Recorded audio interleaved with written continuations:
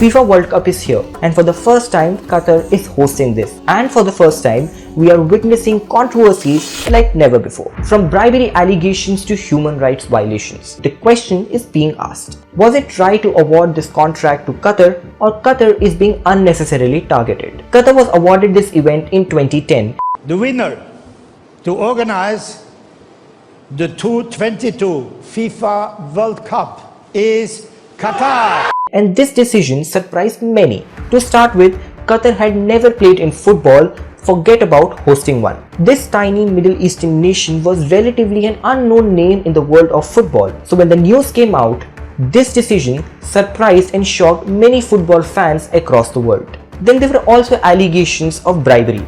A whistleblower claimed that millions of dollars were paid in bribery.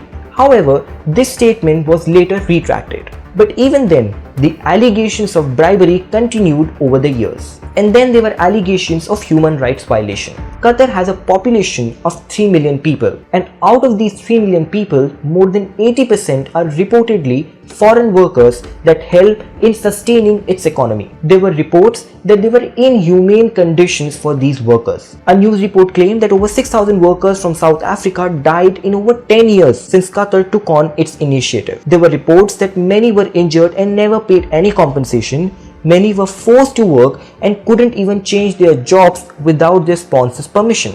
Basically, they were allegedly being treated like slaves. And after all this, there were many conversations and controversies regarding the legal and social culture in Qatar. Qatar is a monarchy that follows Islamic law based on Sharia. The country has many restrictions for women.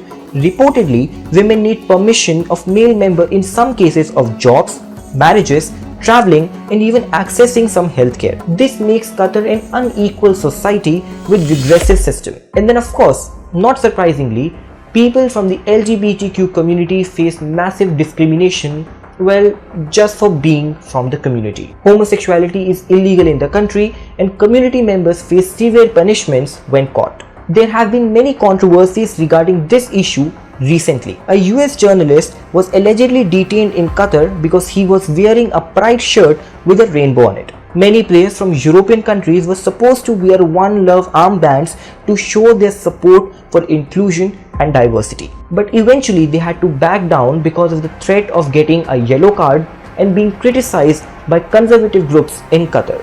Now let us come to alcohol.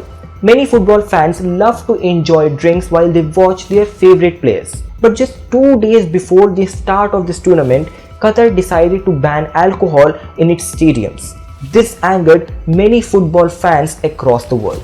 People obviously reacted to these developments, and there were many contrasting opinions. One opinion said that Qatar should have never been allowed to host this event. The other side argued that when in Rome, do as the Romans do.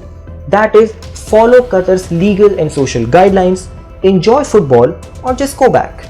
They also accused critics of Islamophobia and said that no other country has been scrutinized this much when it comes to hosting a football tournament. And then there was an opinion that pointed out hypocrisy of Western democracies on their track record on human rights violations. All these opinions need to be looked at.